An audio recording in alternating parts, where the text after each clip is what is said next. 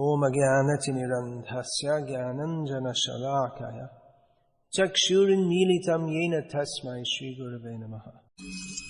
What should we do? We should love Krishna. What shouldn't we do? We shouldn't be a rascal demon. In Bhagavad-gita, Lord Krishna explains to Arjuna what he should do. What should Arjuna do? He should surrender to Krishna and follow Krishna's instruction. Now sometimes, just to clarify the situation, make it very clear, we don't only show one side, but we show the opposite side also. A parent may tell the child that if you study nicely, then in future you can get a good job. But if you don't study, then you'll simply have to ride a rickshaw or something like this. What is considered not a good job, but it requires no qualification. So there's the positive side given and the negative side given. Now, in the same way, we are attempting to preach Krishna consciousness according to Krishna's instruction in Bhagavad-gita. And we are asking everyone to chant Hare Krishna and become a devotee of Krishna. And on the basis of Bhagavad-gita, we assure people that if you do so, you will be happy in this life, you will be freed from material existence, and you will enjoy eternal bliss in the service of Krishna in the spiritual world. And if you don't become Krishna conscious, then Sharadhana Purusha Dharmasyasya Parantapa Aprapya Mam Nivartante Mityu Sansara Bhatmani. Then we simply, if we don't take up faith in Krishna consciousness, then we don't attain Krishna, and we simply have to go on in this material world. So on one side, on the positive side, there is love of Krishna. Love of Krishna is completely pure. There is no mundane lust, greed or anger in love of Krishna.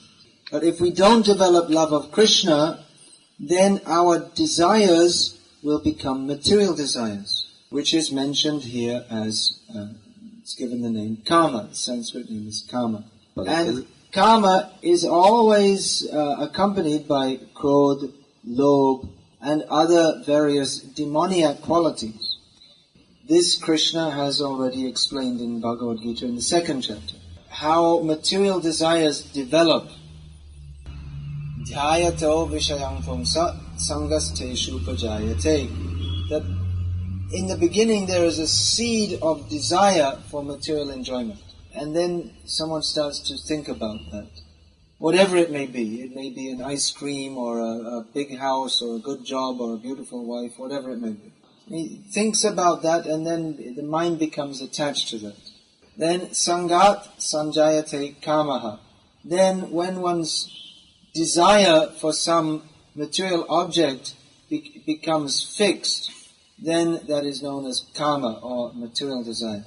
And kamat krodho vijayate. From desire comes anger. Because either one is frustrated in his desire and then he becomes angry, or one's desire is fulfilled and still one is not satisfied in heart, and therefore you also become dissatisfied. So krodh is a very general term. In Sanskrit and in English and in many languages there are different levels of anger which are described in different terms.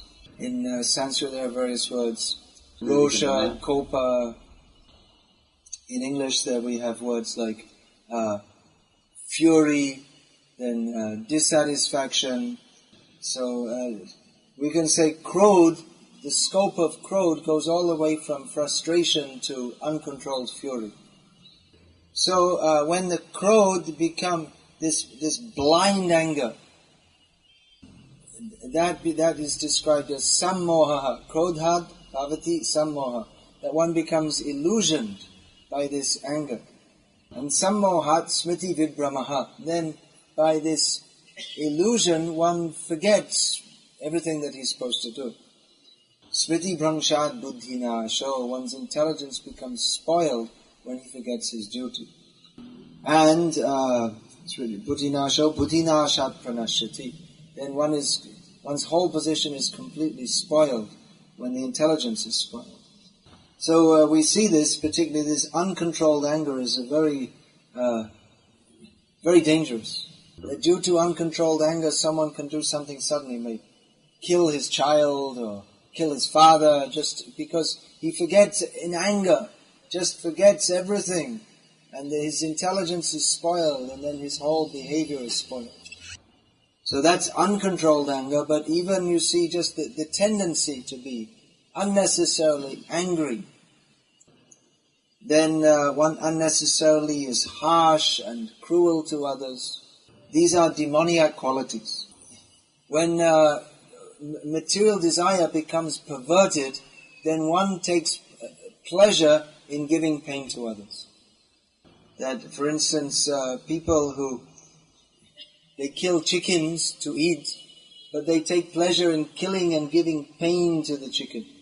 So a saintly person could never take pleasure in killing animals and giving pain to them.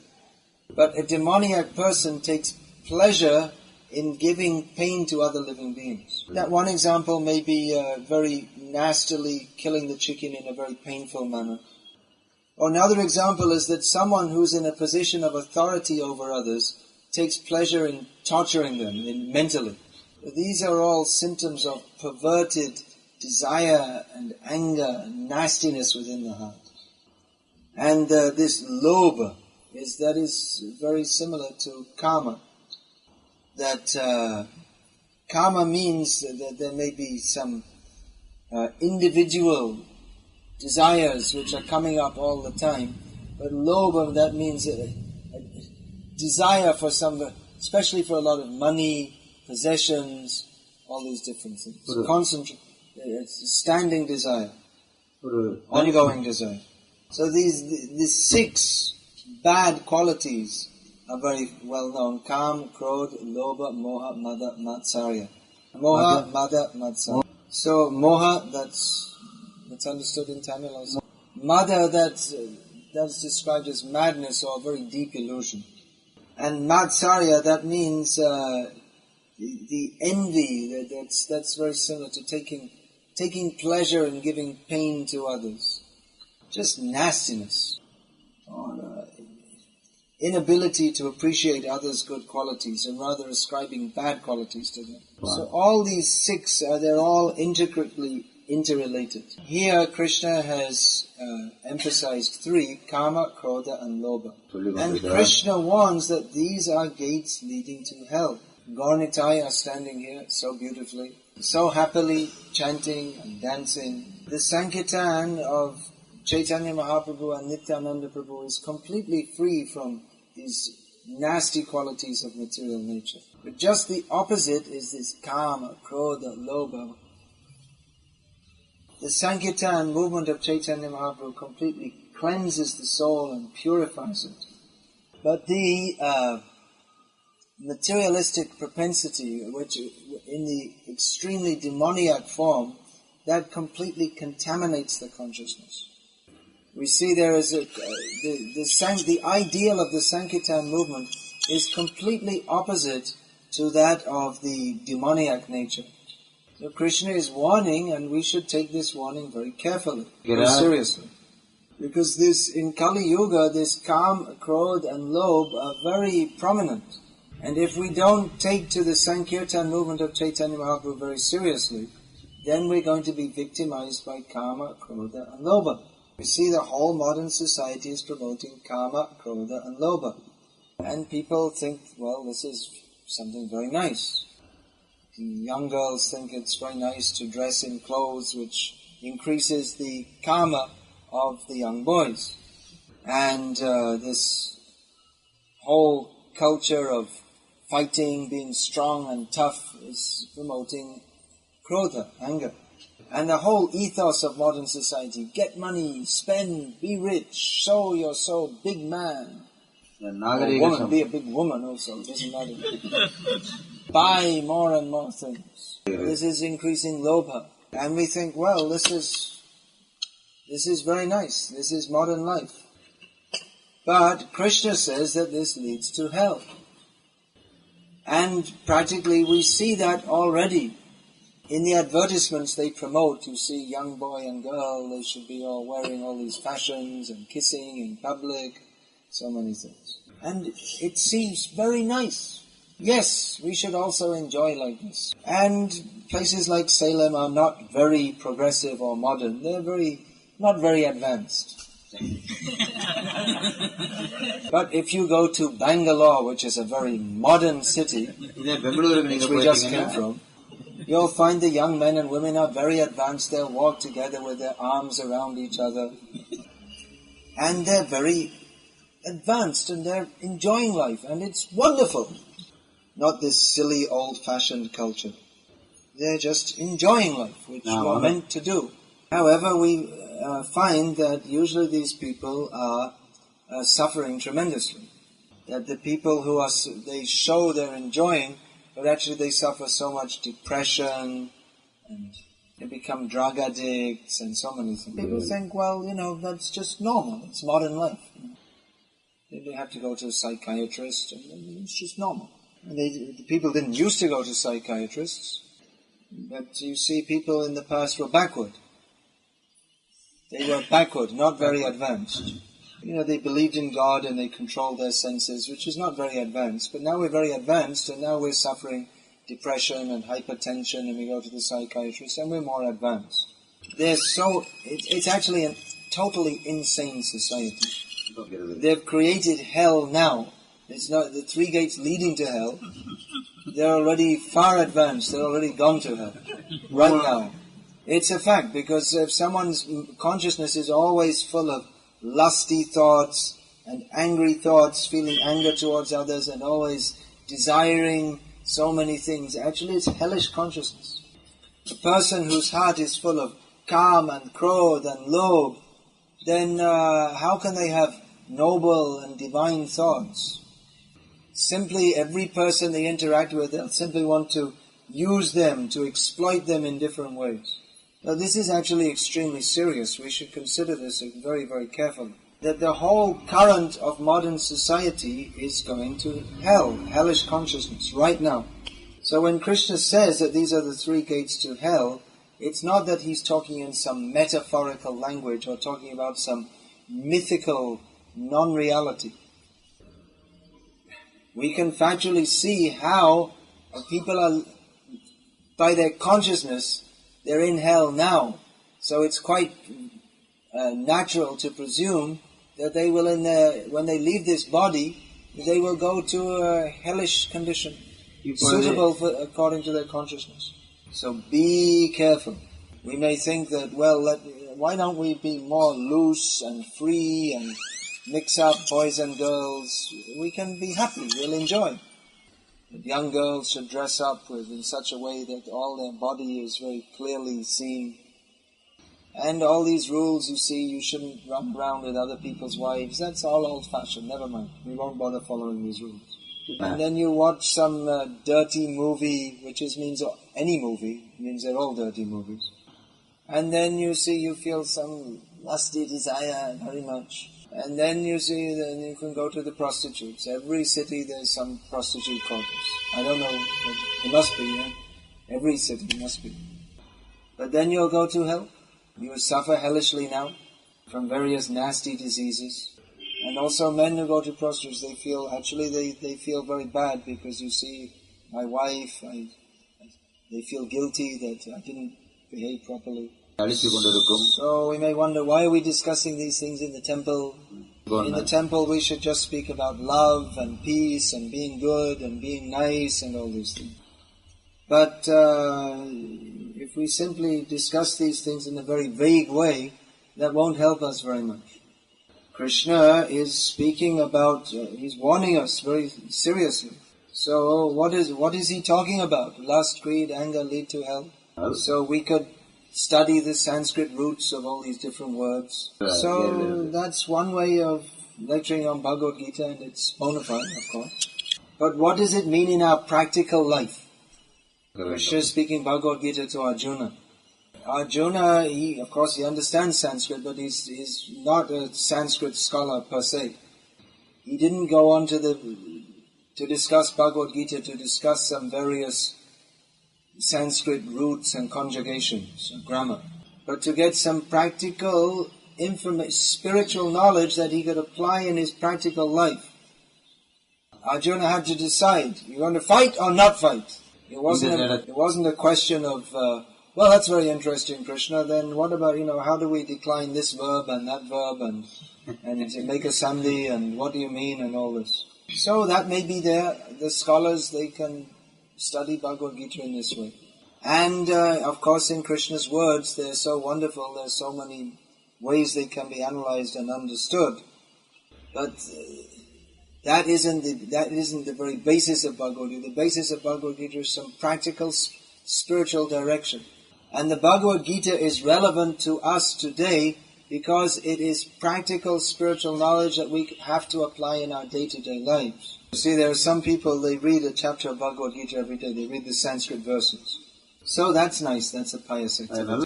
But if you don't know what it means or how it practically applies in your life, then you don't really get much benefit from it. If you just read it as a ritual, but you don't know what it means or how to apply it in your life, then actually what's the point of reading it? It's simply you get some pious result, that's all.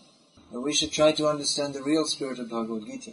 Arjuna was a very serious person, and Krishna spoke to him in a very serious way. Krishna is giving a very serious instruction, that if you're simply acting according to lust, greed and anger, then you're going to go to hell. So the same thing is true today. It's not only for Arjuna. That if you or I act according to lust, greed or anger, then we are going to go to hell. This is a very serious instruction when we consider that the whole atmosphere is simply full of lust, greed and anger. So we may think, well, it's inappropriate to talk about all these things, how people go to prostitutes and so on. We shouldn't say these things in the temple. But this is reality. This is what is going on in Salem tonight. That because people are not able to control their senses, they are overcome by lust, greed and anger, and therefore they are indulging in hellishly sinful activities. So it may not be you, or it may be that we have indulged in, it may be among us there are people who have indulged in such hellishly sinful activities. Or if we don't take this instruction very seriously, we can become victimized by Maya and fall into such a situation. And anyone can become victimized by Maya and fall into hellishly sinful life. We find even people from very highly cultured Brahmana families who they fall into all the grossly sinful activities. In fact, there's one person from a very prominent Brahminical background who happens to hold a very senior political position in this state, who was known for having sex outside of marriage. And nowadays Brahmins eat eggs anyway, mostly. So this, you see, the whole society is falling down step by step. So we should discuss these things so we can be saved from such fall down. If we simply go to some religious lecture and they say, be good, be nice, smile, don't do wrong things, all very vague, it's useless. Useless. We should analyze what Krishna is saying. Krishna is warning us very seriously. And it's very difficult in the modern age to be free from lust, greed and anger, because the whole atmosphere is full of lust, greed and anger. And the whole educational system is simply increasing our lust, greed and anger. The television, the newspaper, everything. So we can only save ourselves from this hellish degradation by taking to Krishna consciousness. We have to take to Krishna consciousness very seriously. Otherwise, we have to suffer a hellish life, now and in future. We can see our devotees, they're going door to door, office to office, distributing books. Everyone is suffering. In every family, in every house, there's so much discontent, frustration.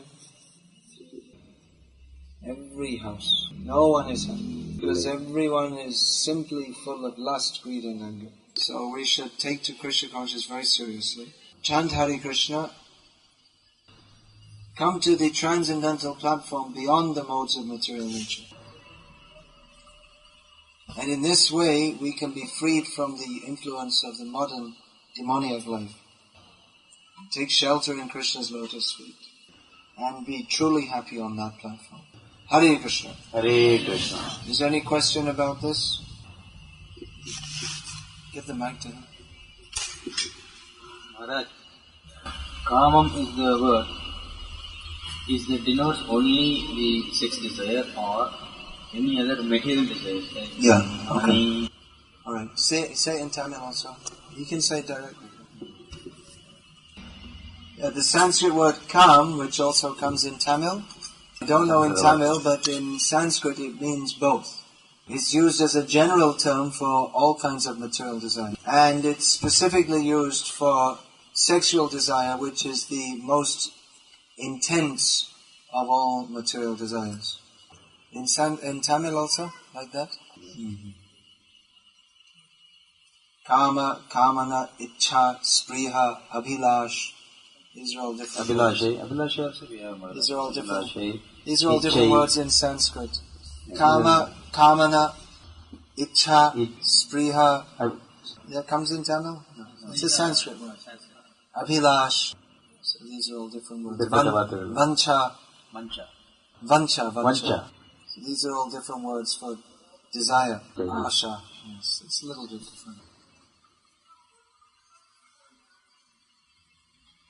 Lalasa. These are all different words. They're all different. They're slightly different. Then, any other question?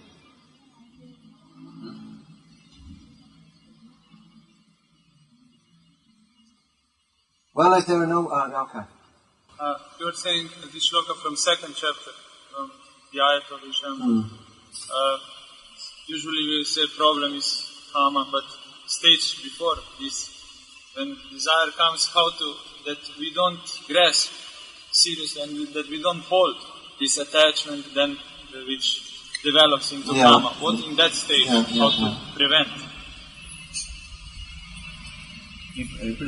There are various stages of material desire. When a desire becomes prominently manifested within the consciousness, that is called kama. But it has its a specific desire, which is called kama, comes from the reservoir of general material desire, which is called vasana. The general tendency to want to enjoy material life is there's a stockpile or a reservoir of such general desire within the consciousness, which is called vasana. And that manifests as particular desires according to various sanskars which are within the consciousness. So a sanskar means an impression within the consciousness, which is embedded. It may be very deep, and that arises due to interaction with the sense objects maybe in previous lives or within this life. So it's a very complex and long-standing syndrome. So generally there are considered 3 stages of desire. When it starts to become manifested, when a desire becomes manifest, there are 3 stages, which Prabhupada termed thinking, feeling and willing, which corresponds to this description in Bhagavad-gita 2nd chapter. First of all, a thought comes within the mind. That means that from the reservoir of vasanas, just like a bubble comes up from the bottom of a lake, so it comes up and becomes manifested as a thought within the mind. That is called thinking. Prabhupada called that thinking. Then feeling, thinking, feeling and will. The next stage, feeling. You start to think about it. What about that? You start to meditate. Dhyato vishayantos. Start to meditate on that. And then willing. Yes, I must enjoy. Then you make some plan to enjoy. Just like a Jamil, he was a pure Brahmana. But he saw a lascivious, lusty man with a lusty woman enjoying sexually, openly. He saw a kamuka enjoying with a kamini, a lusty man enjoying with a lusty woman. And seeing that brought out the dormant lust which was within his heart. And he wanted to, he started thinking about that more and more. And he wanted to stop, but he just felt overpowered by that thought. And eventually, against his own intelligent discrimination, he decided, yes, I must enjoy. So then again we have in Gita this Indriyani Paranyaho Indriyebhya Paramanaha Manasastu Parabuddhya Yobedhaya Haratastu Saha. The senses, and then above the senses is the mind, above the mind is the intelligence, and above the intelligence is the soul. So if by understanding spiritual knowledge we can't bring the intelligence in control and have the intelligence control the mind and then the mind control the senses, then we're in trouble. So actually when these thoughts come in the mind, we should immediately stop. Don't start meditating on, then you're in trouble. Do they do that in this country, these Christian preachers? They come to your door, then if you just start talking to them and they put one foot in the door, then they come inside, then you're in trouble. Do they do like that in this country? Not here, huh? But there are some kind of preachers in the Western countries that out of politeness you may just allow them to come inside, but when they come inside it's very difficult to get rid of them. They won't go away unless they baptize you practically. So it may seem rather rude just to close the door in there. But if you don't, out of politeness, if you allow them in, then they'll eat your head. They'll harass you ad infinitum. So in the same way, this thought may come in the head, and you just immediately, you get one big pair of boots and give it a big kick, and kick it onto the other side of the universe. Or another way you can do is, you just ignore it. The thought will come, and you just don't give it any importance. Just let it dissolve. Sometimes better than fighting with it is just to ignore it. It's just like sometimes some bad spirit may attack you. You ever had this experience? So you can try fighting it with your mind, or you can just ignore it. And they don't know what to do, they just go away. No time for you, I have to chant Hare Krishna. So it's definitely a very big subject, how to control the mind. Uddhared atmanatmanam natmanam avasadayat. Atmano hi atmano, what is that? Atmaiva hi atmano bandhur, atmaiva ripur atmanaha. One who can control the mind, for he who can control the mind is his very best friend. And for one who cannot control the mind is his very worst enemy. So when all the different bad thoughts come in the mind, then chant Hare Krishna very loudly. Another thing is to cultivate positive thoughts. That means cultivate thinking how I can serve Krishna more nicely, how I can serve the Vaishnavas better. We can, instead of filling the mind with rubbish thoughts, we can learn Bhagavad-gita shlokas like this. Hare Krishna. Hare Krishna. So we'll finish there.